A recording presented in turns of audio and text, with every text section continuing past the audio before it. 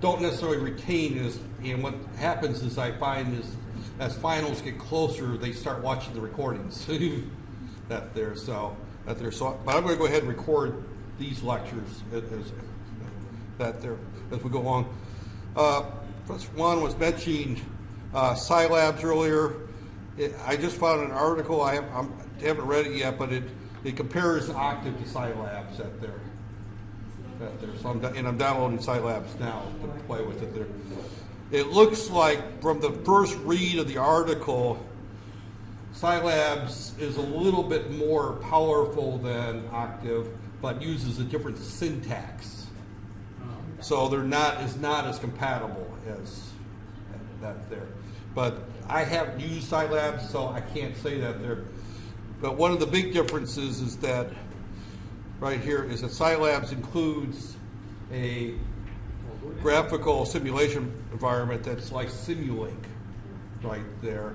And obviously this workshop is a 2-day introductory. We won't get into Simulink other but Scilabs, what? Looks more like LabVIEW? This looks a little bit like LabVIEW, yeah, right there. Well, yeah, Simulink does look a lot like LabVIEW right there. No, it does a lot of, and Simulink also does some instrumentation interfacing like LabVIEW that there. So, but LabVIEW doesn't do a lot of the mathematical stuff right there. And one of the things I really didn't highlight, talking about Matlab earlier, is that the term Matlab comes from matrix library. So what Matlab is really designed for is matrix mathematics. It's not really supposed to, the initial Matlab really wasn't supposed to do a lot of the things it's doing now in terms of the mathematics that it handles. But what it does do, and it does extremely well, is linear algebra type applications, matrix manipulations, 3D graphics, those types of things. I mean, if you're into robotics, for example, Matlab handles a lot of the robotics type mathematics fairly well. Some areas don't do a lot of matrix stuff, and Matlab may not be the best tool right there. So there's other tools. Now, if you're just doing mathematics for the sake of writing technical papers, there's a program called MathCAD. I don't know if anybody's ever heard of MathCAD or not out there. And I have used it, but more as a way of writing equations to put in publications and things like that. I haven't used it for the actual mathematics part of it. I used it more for the graphical, tools involved out there. So, okay, getting back to where we're at, and we're moving very slowly. I'm on the 9th slide into an hour and a half. And yeah, it's recording. Yeah, that's there. Let me make sure, but yep, we're 3 minutes in the recording right there. So, right there. So, okay, I'm glad you reminded me because sometimes I do forget that there. So the assignment operator is very similar to what you would do in programming, but we would just simply say x is equal to something. Now, when we do the assignment operation, remember that x has to be on the, and I know I'm not going to find a 4x battery nearby here, so I'll have to deal with this here. But x has to be the only number right there on the left side of the equation, or a letter. It doesn't have to be x. That there. And again, this is a variable.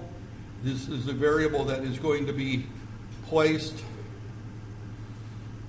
in the workspace right there. So if I pull any variable, say y is equal to 3 times x plus 25, right there, y will, and right there, y now shows up over here in my workspace, and it's got a value of 53 right there. And again, my smart MATLAB there said, did you mean that do they, is that part of 2014? I don't remember that being part of the last version of MATLAB. You know, where it does the did you mean? Has anybody been following along? Does it give that error message on your version of MATLAB? This might be new in 2015. That's a relatively new feature where they've added this. We can copy the one and see that. Yeah. Yeah, just put in y equals 2x, 2 times y equals 25 is what I put in. That's the wrong thing. So I put in y is equal to 2 equal 3. It'll come back that there, but 2 times x equals 3. And there it comes back, did you mean? Now, this came up with something different right there. Right there. So it's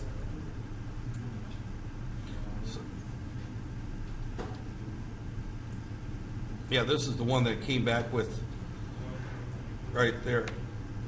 So it tries to interpret what did you mean right there. Not that it really matters, but that there, you know, it puts in right there. It tries to guess what you were supposed to type. In this case, it did it wrong.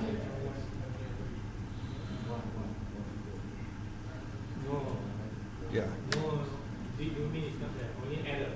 Okay, yours just says error. Okay, so that's that did you mean?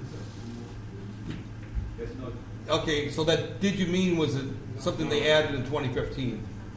Okay, I knew that it was relatively new because I don't remember seeing that before, and I just upgraded in 2015 just before this class. So, okay.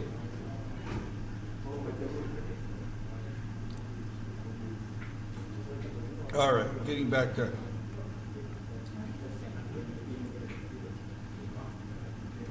Okay, apply that there. Again, that there, okay. The right side must be a computable. These are some commands right there. These are just standard commands for MATLAB. CLC and clear. You know, it just simply clears the display and clears the workspace. CLC clears the command window, and clears the workspace, removes everything. So if I go back here to here and I do CLC, all it does is just clear off the screen right there. Some of you that might have remembered the old DOS days. Anybody remember DOS? Yeah, they used to have a command called CLS that cleared the screen out there. If you're in the old DOS mode, well, CLC does the same thing as the clear display that there.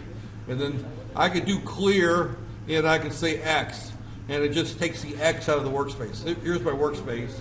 These are all the variables. So I could do clear Z1, Z2 right there, and they're both gone. Or I can just do clear, and everything's wiped out right there. So I can selectively clear variables out of the workspace. To be honest, I don't clear too much. But this particular computer I'm using has got 8 gig of RAM in it, so it's got plenty of memory. I think if your computers are the same at BMI, they've only got 4 gig of RAM out there. And 4 gig of RAM, MATLAB could get a little bit tight if you're doing a lot with it there. I have to have 8 gig because I do the recording out there. Out there. So, okay, going back to my slides right there. Exists just simply says whether or not something's there or not. So if I say exists,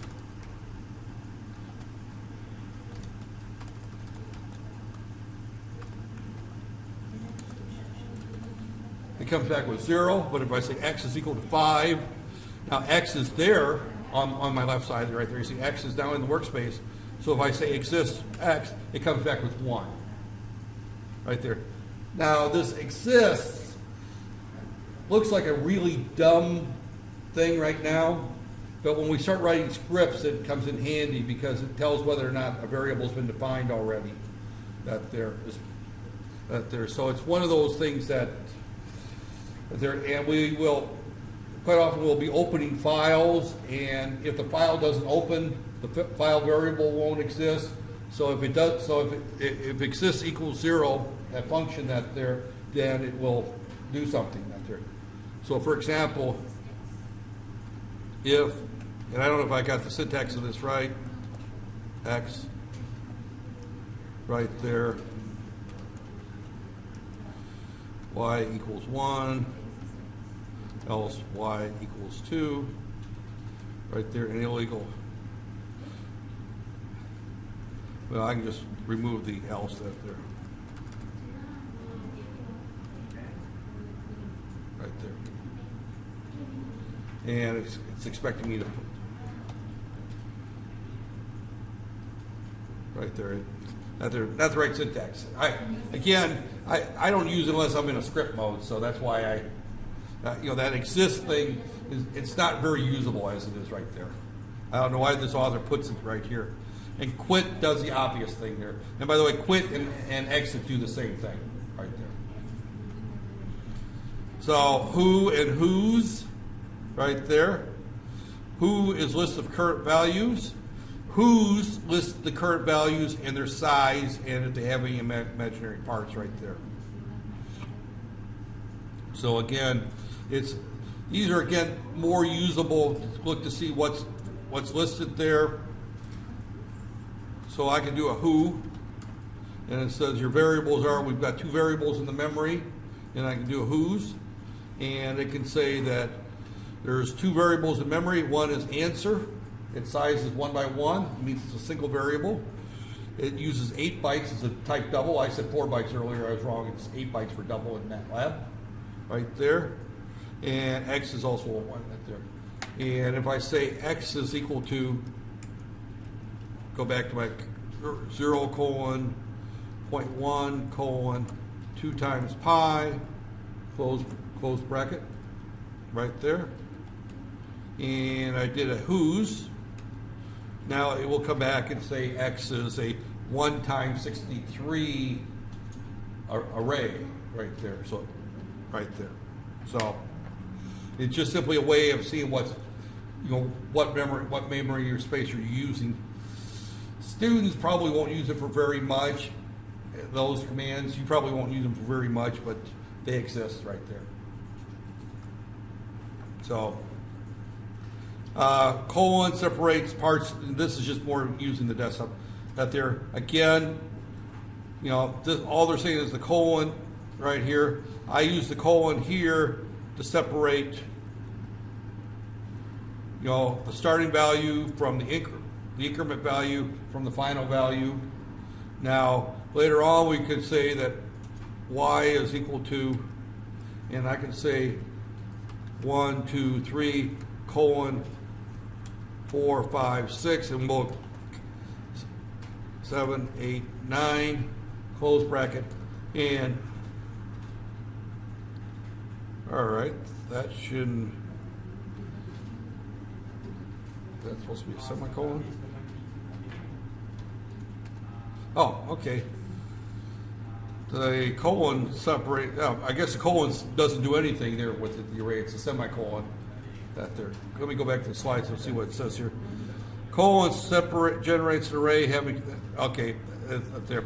The semicolon suppresses the screen printing. Also denotes a new line in the array. So again, the semicolon does 2 things right here. One is if I put a semicolon at the end of the line, notice it doesn't tell me what y is. Same thing here, x. If I put the semicolon at the end of the line, it doesn't tell me what x is. If I take the semicolon off, it goes through and tells me what it's all 63 values of x out there. So the semicolon suppresses value, plus here we're using the semicolon to denote this is a 3 by 3 array that we're specifying, and we'll talk about arrays here in a minute, right there. But as we put that in there, and if we do a whose, we'll see that y in this particular case is a 3 by 3 array right there. Y is a 3 by 3 array. right there. So X is a 1 by 63 array. So X is a row vector. We'll use that term row vector. Y is a 3 by 3 matrix right there.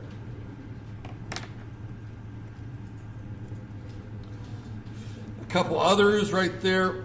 Some of these I don't really worry too much about. Answer is if I don't put in X equals something, it will assign the most recent calculation to the variable answer right there. So I can say 5, 6 times 18 or 29.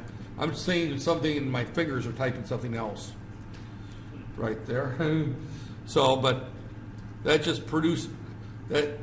Since I didn't say X is equal to something like this, I can come up here and I can say X is equal to, right there. And notice that X is now equal to 406, and I'm going back over here, X is equal to 406.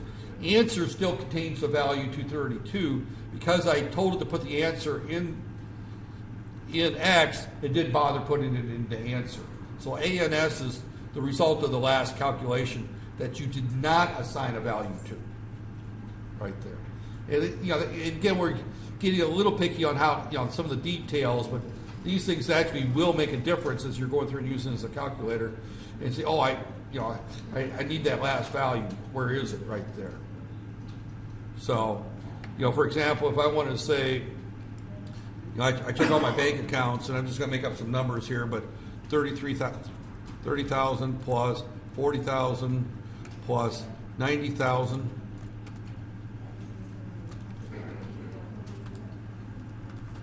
12,000 and that there. So I got 82,000 sitting in a U.S. account. Well, what's that worth in Malaysian ringgits? I can say ANS times 4.14, and that tells me that's the current value in RM. Because I didn't save it, that there, I could go back and reuse it, that there as part of the memory. And now that's an answer right there. Can you put a comma after 3,000?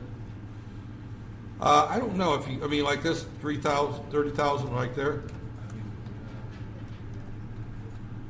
For the answer. No. We're right here?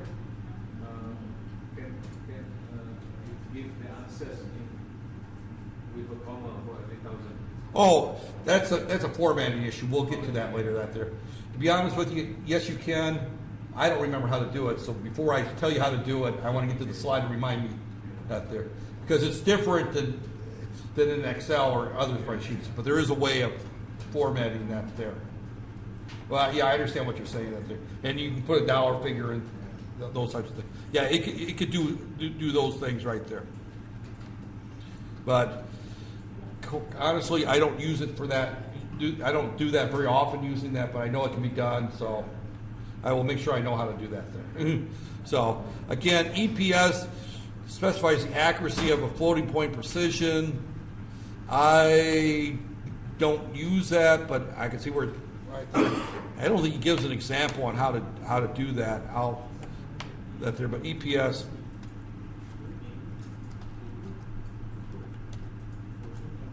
Right there. This is a interesting tool.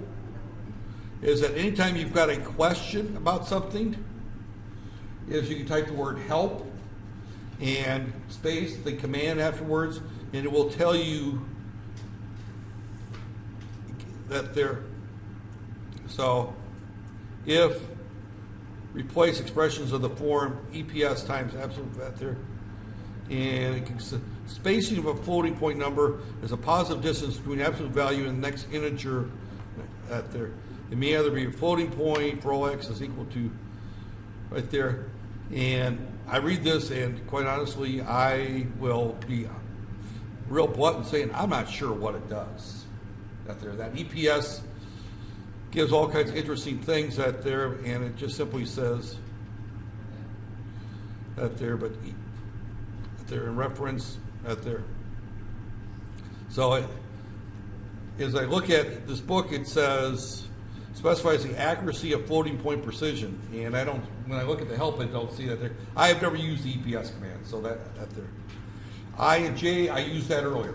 That there. They're interchangeable.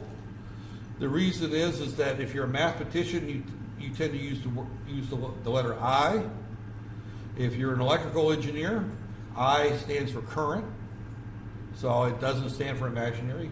We treat, we think the current is real, so we use J for imaginary right there. So when we look at the impedance of a circuit, we look at it as, if it's a capacitor, as 1 over J 2 pi FC is the capacitive reactance of a capacitor. If it's an inductor, it's J 2 pi L, 2 pi FL, right there. So, but those are imaginary numbers, that there. Again, don't tell an electrical engineer that they're imaginary because they see the real results of inductive and capacitive reactance.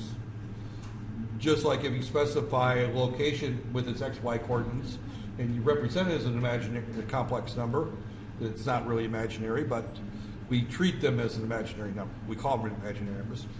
That there, but I and J are that there. Again, just review, C1 is equal to 5 minus J 3 right there. And 3J. The J or the I has to be afterwards. Right there, you can't. Now you can, believe it or not, do this though. Put 3 times J right there. So, but if you put it afterwards, you don't need the times right there. But if you put it before, it won't work. It gives you an error. But if you put it afterwards, you don't need the multiplication symbol. So it completely is up to you. For whatever reason, I started putting the 3 times J first, right there, or J times 3, because almost every electrical person will write the impedance as J20. They'll write a complex number as Z equals 3 minus J4 or 7 right there. That's the way most people write it. That there. In Matlab, you have to say 3 minus 7J.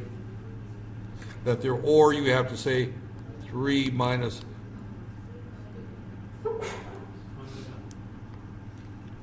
J times 7 right there. This one, these two are perfectly fine right there. This one, no, doesn't work.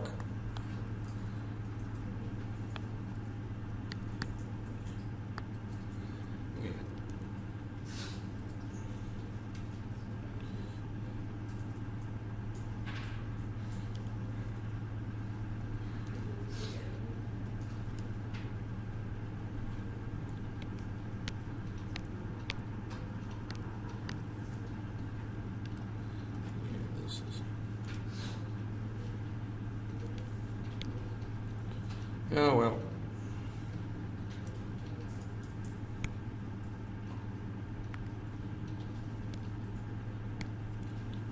Oh, now it doesn't see it at all. I think I need a new battery. No more writing on the screen. Right there. I can use my finger.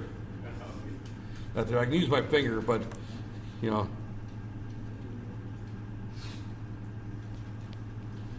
actually, the finger doesn't work too bad right there. Right there. Yeah, my pen stylus I think is finished. Okay, let's get back to where we were at right here. Right there. Okay, and of course I've used pi already, right?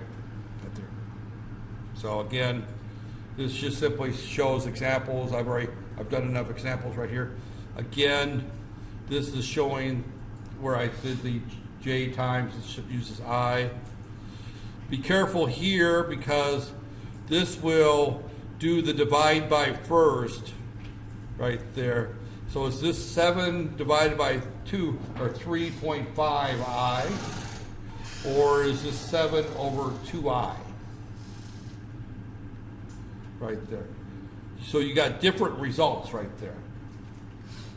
What they're saying right here is k is equal to, what was it, 3 divided by 2 times I, right there. Here it's, the I is done after the 3 divided there.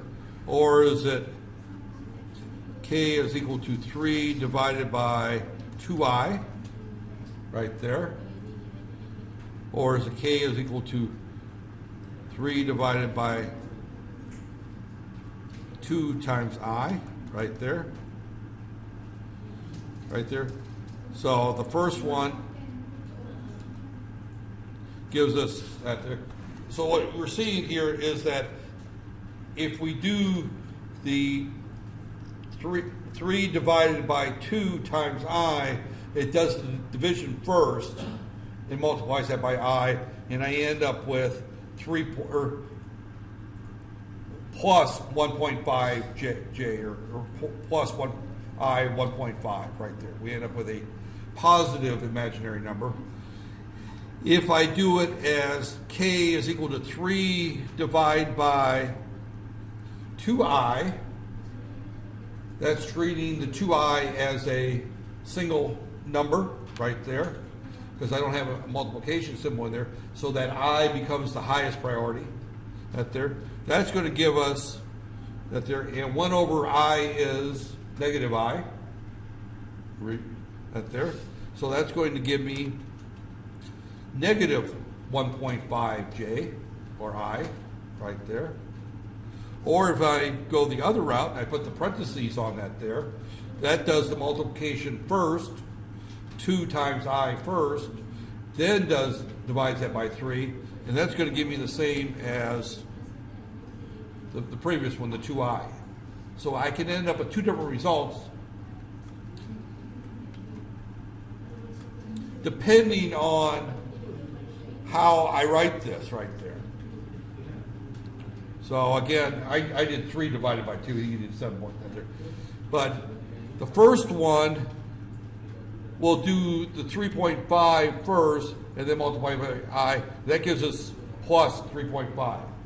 This shows right here where it does that first, because it goes left to right. Here, because I don't put the multiply, I write that as 2I. That treats that as a single variable, so it's doing the I first, and I end up with the minus right here. And then I did it one other way, is I put the multiplication here, or I put the parentheses here and here, right there. And when I did that, when I put the parentheses here and here, right there, and this is worthless. That's right, I think I have another one. You know, this is a better.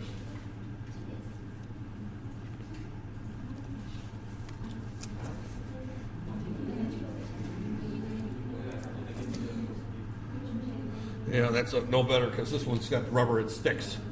That there, so that's worthless. That there. Okay, but again, just be careful. Is the only thing we're trying to get across there, because that I will sometimes give you some funky issues there. That there. Again, these are format commands right there. Right there. These are the format. For the desktop, I'm not going to worry about the formatting. That's more if we're getting into the programming side that there. But again, you can specify your format right there. Okay, now let's get into arrays. That there. And that will probably take us till lunch right there. I don't know. What time is lunch? 1 o'clock? Well, okay. Well, that's about an hour and a half. We may finish a little out there because we've been going half an hour. That's all, because we only went about an hour before the break and people were starting to wear out. An hour and a half. We'll see how far we get. That there. Okay. An array. That there. We can assign an array, fill an array by just simply using the command that we did before, right there. U is equal to 0:0.1:10, close the bracket. right there. And that generates an array with roughly 101 units. It's 101 units because 0 counts as a unit right there. So if I,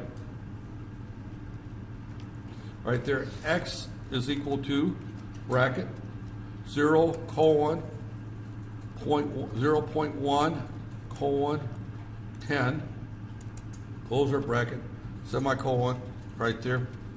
Notice that I've got x over here as an array 101 right there. So that's fairly straightforward. Actually, this I think works.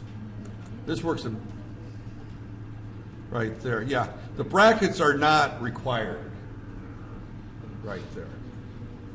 Everyone puts the brackets in just to remember that it's an array operation. The brackets really aren't required in this case right there. So x equal 0, 0.01, 10, semicolon. Notice now that I got 1,001 elements in the array right there. If I just hit X, this will give me, now, actually this is another difference between MATLAB and Octave, is this shows, every time I hit the space, it fills up the screen right there. Or if I hit forward, it just fills up the screen right there. And then I have to hit Q to get out of that there. And that goes back to the old Linux command more right there. So that there. But again, the going back to our definition right there, these brackets right here are not required right there. Those brackets are not required right there. So now once you declare an array, I can use a command, W is equal to 5 times the sign of U. Now, it doesn't have to be signed. It can be a function that I write. It can be, but if this is a function here, and we're looking at this function here, sign U is a function, normally receives one variable, right? Right there. So sign U returns the sign of whatever U is. So, and of course, sign in this case, by the way, is done in radians. You can't be in degrees. They're MATLAB, we haven't talked about trigonometric functions, but we have to be in radians. But what this does, though, is it will go through every value in the array U and calculates the sign of that individual. There is the sign of an array is not defined. Right there. You cannot define the sign of a vector. Right there. You can only define the sign of an angle, right? So what this does is it calculates the sign of everything in that array. So going back to right there, and I'm going to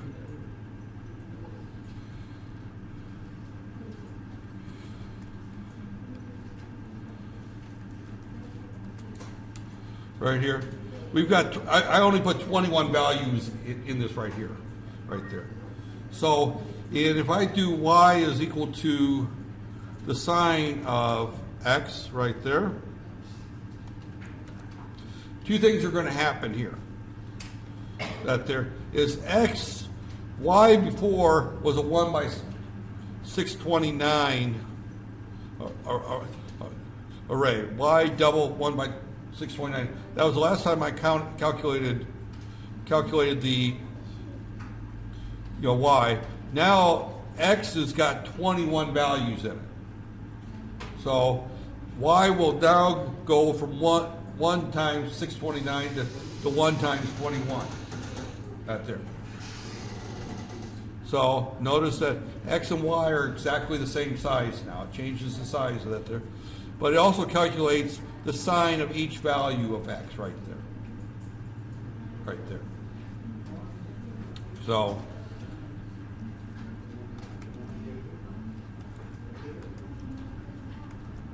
right there. And now I can access individual elements in the array by just simply saying y bracket x 5 right there. This is 2 right there. So again, Right there. But again, what we're looking at, the single line, W is equal to 5 times the sine of U, computes the formula, W is equal to 5 times sine U 101 times, right there. So here, when I did the calculation here, X is equal to sine X, there's 21 values in X. So it calculates the value of Y 21 times and sticks it into right there, in that there. So it's, now if I could write a for next loop to do this here, but this simply is a fast, easy way. If you're writing C, you would have to write a for next loop in there. For X is equal to 1 to, I'm going basic, but X is equal to 0 to 21, Y, the element of Y I is, Y X is equal, Y I is equal to sine X of I or whatever that there. You'd have to write a loop equation.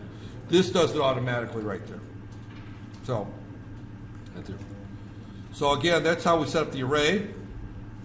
And again, we can look at individual elements of the array right there. We can look at how large the array is using the length function. So I can say length Y or Y, and the answer is 21 right there. And I can say again Y 10, that gives me the value of the 10th element of the array, or actually, yeah, the 10th element of the array. Now, this is somewhat confusing, is that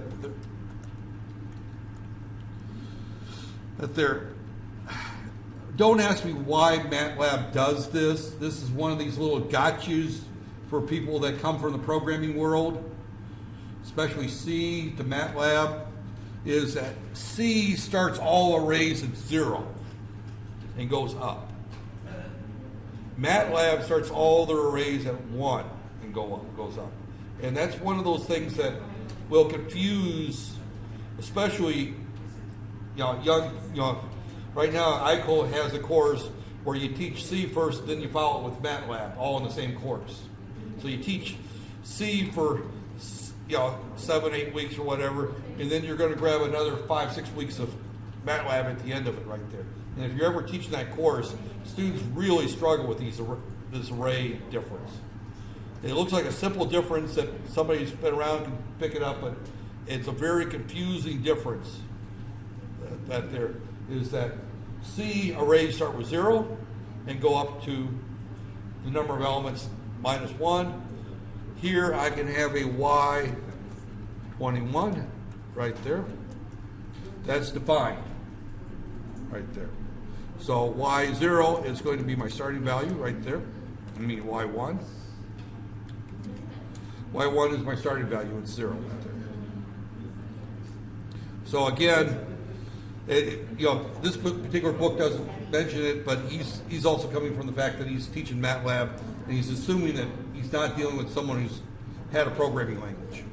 But if you've had a programming language, you're probably used to seeing things start with 0. This is a fun function of MATLAB right there. It does have a built-in function that will calculate the roots of a polynomial. It's one of its more powerful tools, especially for electrical engineers. I think chemists get into differential equations a fair amount too. But when we're looking for the roots of a polynomial in the S domain, in order to find the roots and determine the system behavior, right there. And boy, I wish I had a working pen. So somebody in Boggy's got to sell 4X, a AAA or a 4X or 4A pen. I got to find one out there. So, but regardless, I swore I had one. But regardless, we've got this really neat little function right here to that there. Before I give up, that there. So if I have a polynomial right there, and it has to be written in the form.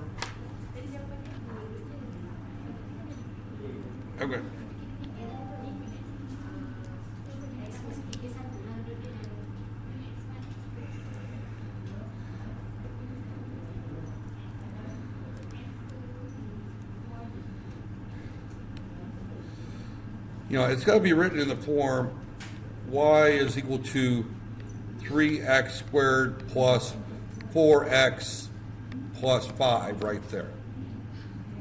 So that's my equation. So I would simply say that x is equal to 3, 4, 5 right there.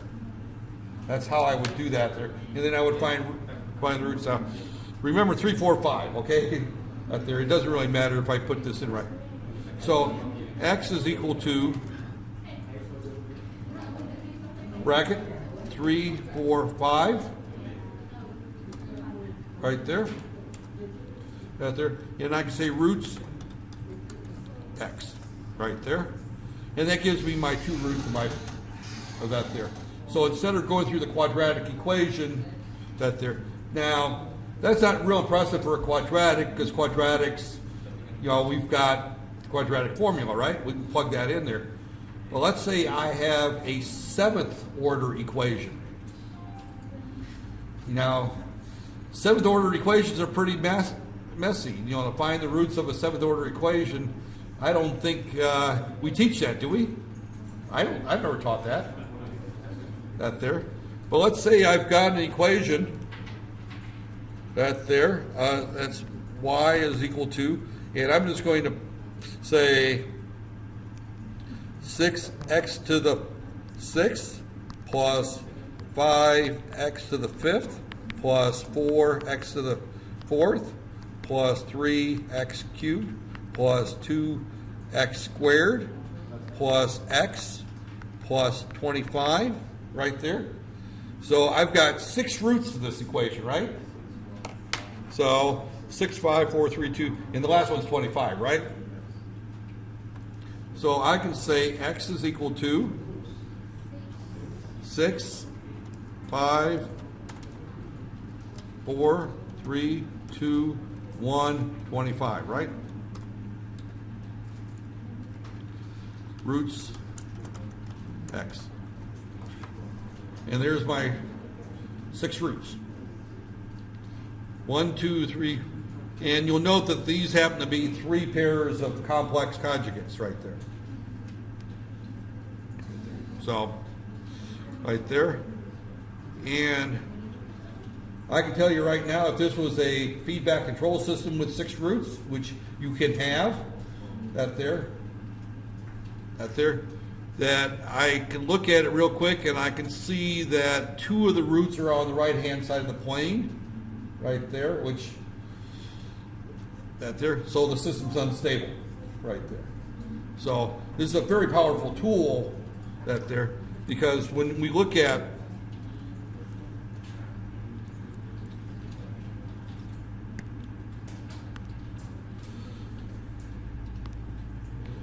in the S domain,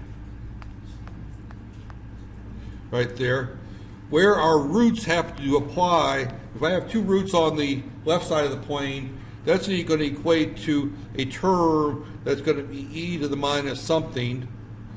I'm just going to call it mu times sine some omega t right there. So that's a declining exponential. If I've got roots on this side of the plane, this mu becomes a positive number and the system will oscillate out of control right there. So if my previous example was a system right here, and I'm just going to call it g of s right there, which is a polynomial with a numerator of s right there, and a denominator of s right there. This is, in other words, I'm defining the system in the Laplace domain, right there. The location of our roots there in the denominator tells us what the system response is going to look like. Now, I won't tell you exactly what it is. It's going to tell us what the system response is. If all the roots are on the left side of the plane, we know that the system is stable, right there. If we have any roots on the right side of the plane, the system will oscillate out of control, right there. Now, this is true for mechanical systems too. I mean, perfect example, I've got a sister that lives in Tacoma, Washington, and they have a bridge here they call Galloping Gertie. And I think it's a standard mechanical problem. You guys, do you show the videotape of it? Yeah, I saw it. You saw the videotape? It's a bridge that, that started oscillating out of control and it actually flew apart right there and fell into the Tacoma River. And I've been across the bridge after it's been replaced, obviously. Yeah. So I've also been across the bridge in Minneapolis that collapsed too, there before and after it collapsed. The one that hit by the train, which one? No, the one in Minneapolis, they were actually doing construction. It had traffic on it, and it collapsed with cars going across it during rush hour. There. So, but regardless, going back to my expression right here, I can look at this right here, and you can see these two roots here have positive signs in front of the real part right there. So that means that this particular root is somewhere around just under 1 to the right of the right side of the plane, and there's about 0.7 above and below right there. So this is going to be an oscillation that's going to grow with time. All these right here are on the left side of the plane, so if I hit the system with an impulse response, those oscillations will drop in time, will decrease in time, right there. But those last two, I hit with an impulse, it's going to start, each time it oscillates, it gets a little larger, right there. So, again, this is a very simple command where if I can model my mechanical system or my electrical system, as I did here in a system response, in other words, I write the differential equation of what the system response is to an impulse right there. I can tell simply by looking at the denominator real fast whether or not the system is stable or not, right there. Now, there are systems that are marginally stable where the roots are just to the left of that center line. But that's all part of system response right there. And again, from the mechanical side, again, I don't know anything about chemical engineering. I don't know if you do Laplace system responses or not, but I know the mechanical world does it, but not, I don't think you guys do as much as the electrical people do. Depends. Yeah. If you're in the Systems design. Yeah, I know in feedback control, that's almost all we do. Yeah, in feedback control out there. And I do digital control, which we convert from the Z transform from the S transform to the Z transform out there. So again, we're getting into the mathematical modeling part of MATLAB right here. Students will have a hard time understanding the importance of this roots command at this point in their academic career. They won't see how powerful that is, but some of you that have had system control, and you've had that in some of your coursework though, so you understand what I'm saying about looking at those roots on the right side of the plane. I forgot. You forgot that there. But that's a big red flag though when you're looking at system responses. Our student will go through system. Yeah, and then once you see that, then if you can write the equation as a numerator over polynomial in the S domain, which is what that there, you have to find the roots in order to at least test to see whether or not it's stable or not. So this is a fast, easy test for stability right there. So again, these polynomial roots, this is one of those really powerful functions of MATLAB out there. Matter of fact, this would be worth its weight in gold 25 years ago out there. I remember going through students taking feedback control 34 years ago, spending hours trying to find the roots of a fourth and fifth order equation. Now, polynomials are easy. Third orders are not quite so bad. You get into fourth and fifth order, which is easy to get into in feedback control systems.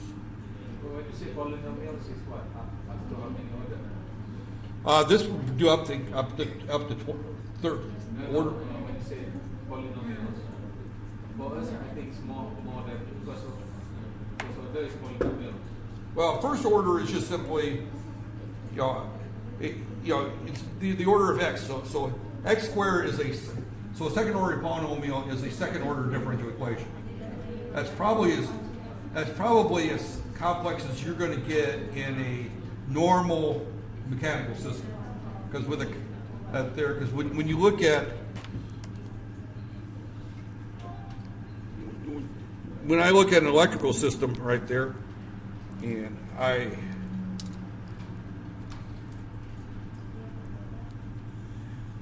actually this pin normally doesn't give me this much trouble. Right there. But when I look at, forget that thing. When I look at an electrical system, when I look at, if I write the system response, in the Laplace domain, it's S times, it's, J omega L and 1 over J omega L, but that becomes S times omega L and 1 over S omega L for that there. So as I write the differential equation for a simple RLC circuit, it's going to give me a second order. Same thing with a damper and spring and resistance in a mechanical system. That there, because you could rewrite, because a simple damper spring, mass type, expression that there is a second order. In order to get more than a second order, you have to have either feedback or amplification or something like that, which you don't have as much in the mechanical side. Yeah, see, electrical, we have feedback systems right there. So we can have up to 6, 7 order equations right there. Trust me, in an undergraduate course, our students couldn't handle that there. So, all right. Okay, let me get back to where we were at. Right there. Okay, but again, this is just the roots function. It's a very powerful tool right there. And students at the stage that takes the C in MATLAB course, they don't understand the value, but when they get into solving differential equations, it's a very valuable tool right there. Right there. So it's extremely valuable right there. Here's a list of commonly used expressions right there. Right there. As we look at this list right here,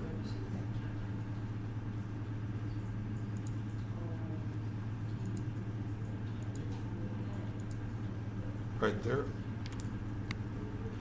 Right there. We got e to the x right there, the square root, the log 10. Notice that log and log 10 are written separately. We got cosine, sine, tangent, arctangent, that there. We've got, I think there's, that there.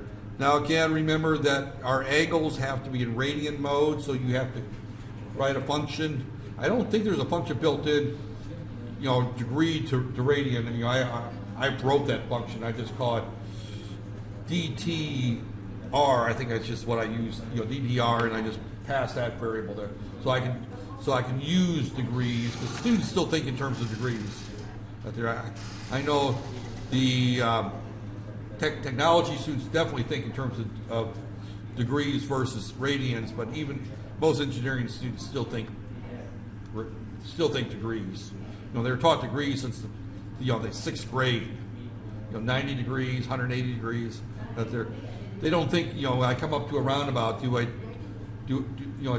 go do a 90 degree or 180 degree or 270 degree exit? Which people don't think that way anyway. But they're actually here because your roundabouts go to the left instead of the right. They're actually, everyone here thinks in terms of 3 o'clock, 5 o'clock, or what is it, 9 o'clock, 12 o'clock, 3 o'clock. That they're U.S. roundabouts go the other way, so you tend to think 90 degrees, 180 degrees, 270 degrees. You hear that a lot in the U.S. That there, we don't use the 3, 12, and that there. And one of the reasons we don't do that is because sometimes we have them that break off at 45 degrees, some that break off at there. So again, we've got, those are a function. That is a partial list. There's a very large list. There's many, many functions available out there. Okay, here's what happens when we type something in. It goes through a series of steps, and these steps are important because the first thing it does is it checks to see if we've used that name as a variable. Now, MATLAB lets you get away with using keywords at times there. So, in other words, hopefully it doesn't let me do this, but let's say sine is equal to 25. See, Now, if I try to use sine, y is equal to sine x, right there, it won't work. I've just redefined sine right there. So this is one of the beauties, and one of the not so nice things is I've just taken the word sine, which is a function, and I said it's equal to 25. Sine is equal to 25 right there.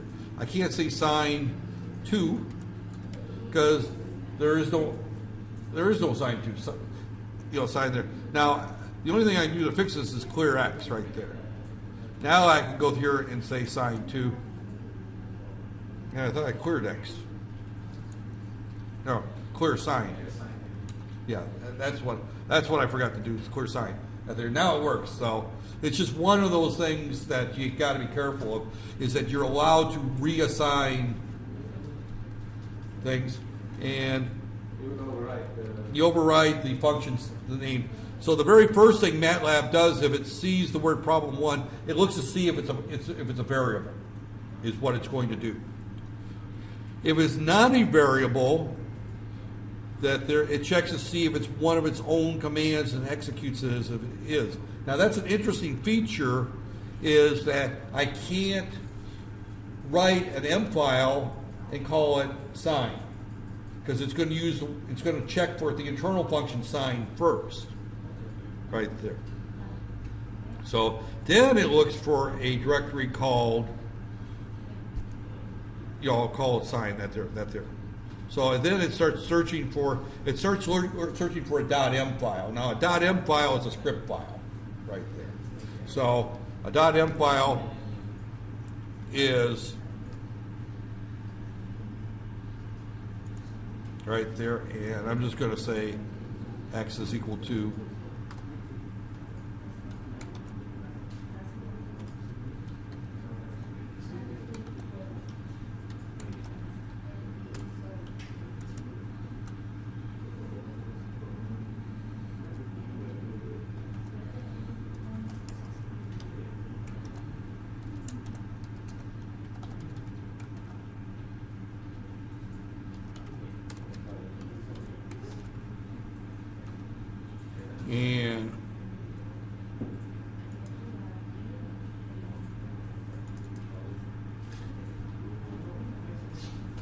and I'm going to save this.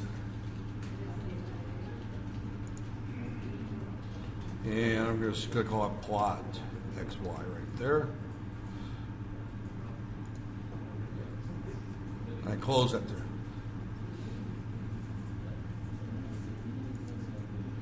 And now notice that I've created a file here called delay.m right there. Now delay.m is a script. It's not a program per se, but it's a script. And I could just do, or not delay.m, plot xy.m, that's one there. So I can just say plot xy, and it will just go through and execute the code that's in that script right there. That there. So it doesn't show me what's being executed that there, but it's that there. But if I open up right there, that's what's in that there. So every time I want to do something like this, and this is kind of a handy tool to write these scripts right there. So that means that I can save my problem-solving session. I don't have to read that there. And what I've seen a lot of people will do is they'll solve the problem and then they'll copy-paste into their script file at the end. How about the other way around? You're done with the line commands and you want to put to the script file. But, in other words, okay, what you're wanting to do right here. Yes. So that's what I was saying. Usually they have to copy and paste. One line at a time, yeah. Now, what you can do, actually, window, command history, what they can do is pull it from the command history. You cannot pull down and copy. No, yeah, you can do that. Yeah. In other words, let me just write the commands, same commands, x excuse me, x is equal to bracket 0 pot 0.01, close, say 4 times pi, close bracket, semicolon, and what did I do wrong that there? X is,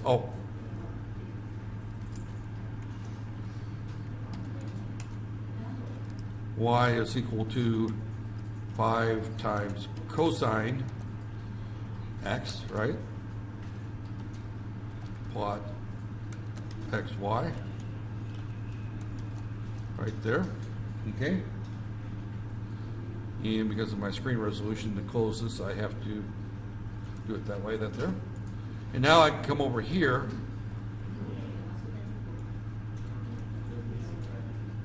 copy, or create script for that matter right there. Okay, pull down and copy more than one.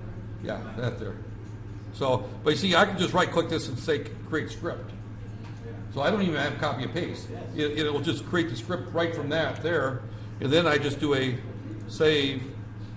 And I'm just going to write over the other one right there. Right there. So then I can come back, close this, and I can, right there. Yeah, that doesn't look like it's the right one right there.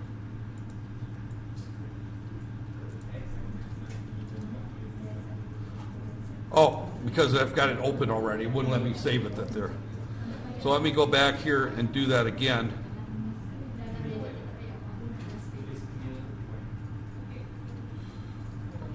Oh, I'm in Matlab. I mean, close Matlab right there.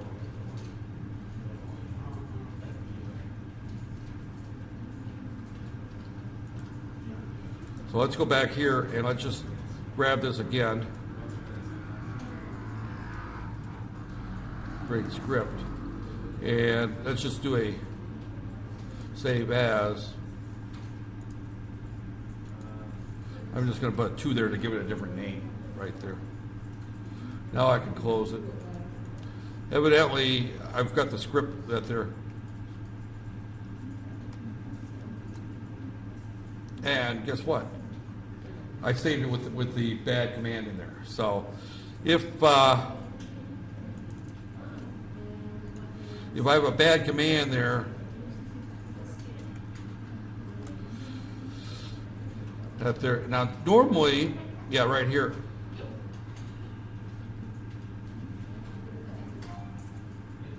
We got a run command right there.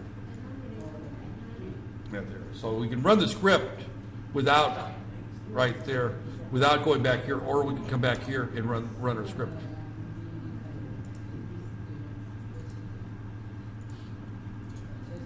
Right there. So you can do it multiple ways. It's fairly flexible right there. But the whole idea is, but your original question is I can just go over here and just pull from that there. But you put, again, that's the advantage of the command history right there. That window is we can just copy it from that there. Yeah, and just that there. Now, let me make sure that Matlab works the same on that one that there. So I'm just going to, I'm just testing the same thing to make sure it works the same in Matlab, because I'm bouncing between 2 software packages and we've already determined that they operate a little bit different. CD.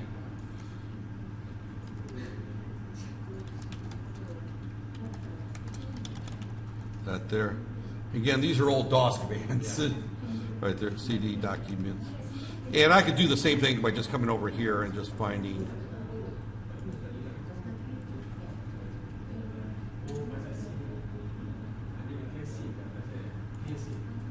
Right there, okay. Now, one thing also notice here though, while I've got this here, is that I wrote that script in Octave. I could come over here and I could do plot XY2, and it works in Matlab. So the scripts are interchangeable. So you can write them in one program and run them in another program. And both use the .m, and I'm saving them in the same directory. So whether I could use one now and use the other one that there, but the question comes in is whether or not I do the and x is equal to bracket 0 colon 0.01 colon You can check full 2. X, right? What? You can check full X. Hmm? You can check full X, and you can refer to the octave.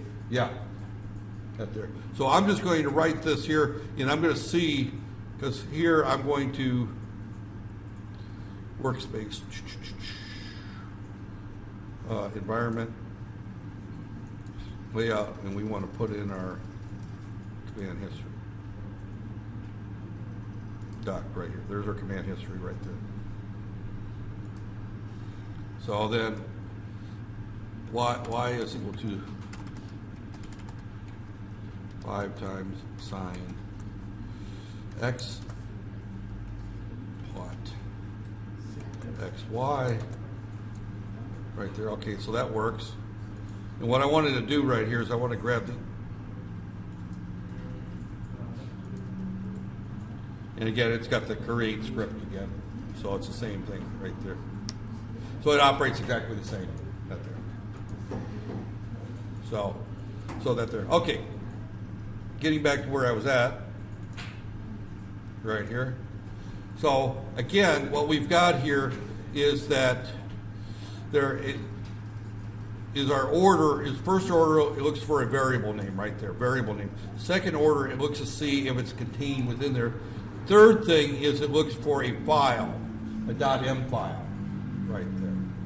Now a .m file can also be a function, and we'll be writing functions later, probably this afternoon, we'll get into function writing, that there. So, and it's going to first look at the current directory, then it's going to look for the directories in the search path. Now this is a very complicated issue right there, is that we've got this set path right here. This is a list of all the directories that Matlab searches through looking for commands. Now, as it turns out, I've got every toolbox installed, so it's a huge list right there. Now, if you're going to be writing a project in a certain directory, that there, you normally would want to add that file to this list.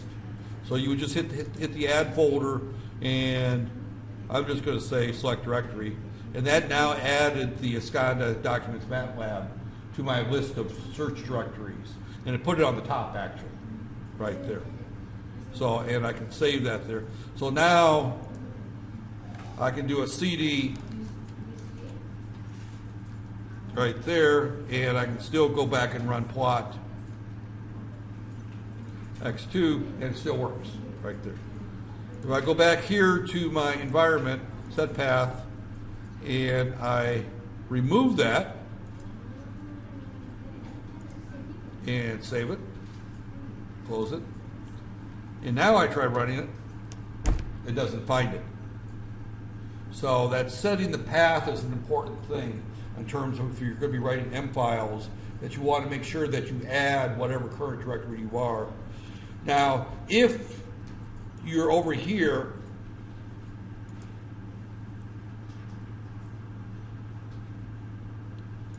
right there, if you're in that directory, right here, then it finds it. So this is going back to actually just that there, your current directory is always the first place it looks at there. So I tend to write functions, and I tend to stick them in directories out there, and I just add the function directories. Now I don't have that on this computer because this isn't my main working computer. This is obviously my little portable I use for teaching classes. This is my work computer. But going back to what we were saying with the slides, right there, is that when I type, the order in which Matlab does things is important. First thing, it looks for a variable in the current workspace. The workspace is this area over here. This is the workspace right there. Or not. Here's the workspace, excuse me, right there. There's the workspace. So X and Y is in the workspace. But as you saw before, I did this thing here called sign is equal to 25 right there. And now if I try to run my function, it actually still works because it's actually running it from the M file. But if I tried this, that doesn't work. Right there. It works because it's in the M file, it's not in the current file. So the M file does not look at go back and look at the workspace. Right there. Yeah. But again, but it looks to see if it's in the current workspace there. Then it looks to see if it's one of its own commands. Then it looks for a M file right there. And it searches first the current directory, then it starts searching elsewhere right there. So again, I can save a file and call it sign X or sign, but I can never run it. Right there, which is kind of an interesting thing here. If I go to here and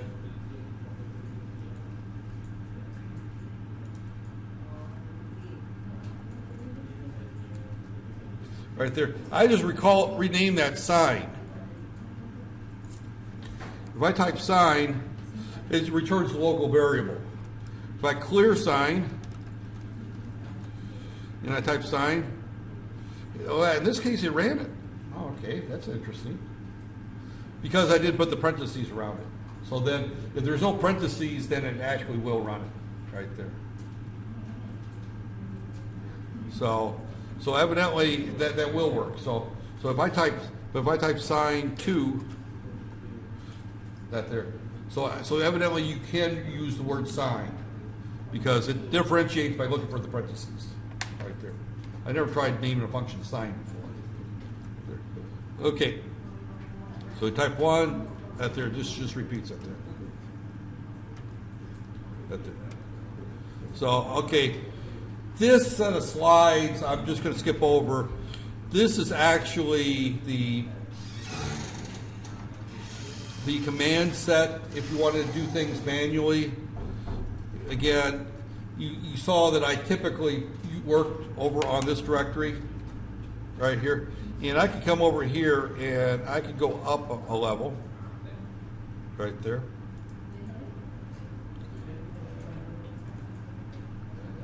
And find my MATLAB, and I can right click on this and I can right here hit add to path right there.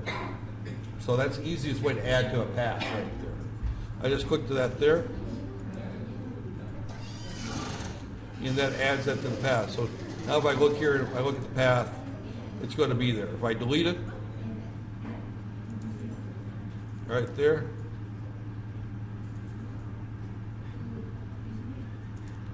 right there, I delete it, and then I can do it again, right there. If I right click it and I say add to path, right there, selected folders, and selected folders in subfolders, right there. If I hit the add with folders, notice it's back, it's added right there. So again, you can add either through the environment button right there where you can do the set path here, or you can do it through the current window there. You can also, that there. Now the only thing is, to be honest with you, is that if, for example, in pictures, for example, right there, yeah, okay, yeah, you can go up this way until you get to, no? Right there. Sometimes I find myself doing a CD there, C colon, at there, or D colon, right there, to get back to the root directory. If I want to change drives, I CD, C colon, root, that there. I find that I have to do the C, use a CD to get to the root directory of whatever drive I'm working with. And you may not be working with the C drive, you may be working with the D drive or an E drive or whatever drive. So you probably need to know at least the CD command. Right there. The CD command you probably do need to know. Right there. Everything else you can use that there. And then you got the path tool, which that's that there. Again, I don't use anything other than the CD. And I'm the wrong person to talk about this because I grew up on DOS. That there. I bought my first IBM PC, and it was one of the original IBM PCs back in 1982 or 83, and it came with DOS 1.0. So I've gone through every version of DOS since 1.0. That there. So these old DOS commands are, it's like remembering how to ride a bicycle. That there. Your students are not going to, most of you probably have never used DOS. Right there. So, now, are you old enough to remember DOS? Yeah. That there? You are. I know you are. That there. You're not. That there. So, that there. So again, PW then remove path from the search path there. Again, a lot of these here we don't. You can use the. You can use the environment to do all that stuff right there. And there's another function called path tool right there that actually just opens up the same thing right there. But why do you want to remember path tool when I just go down here and hit set path right there? So that's there. So again, okay, there. The graphics window, we've already seen that there. And as we're looking at there, hold on one second right here. I need to, can we take like a 10-minute break? Okay. Yeah, because I need to stop this recording and start a new one. Yeah, 'cause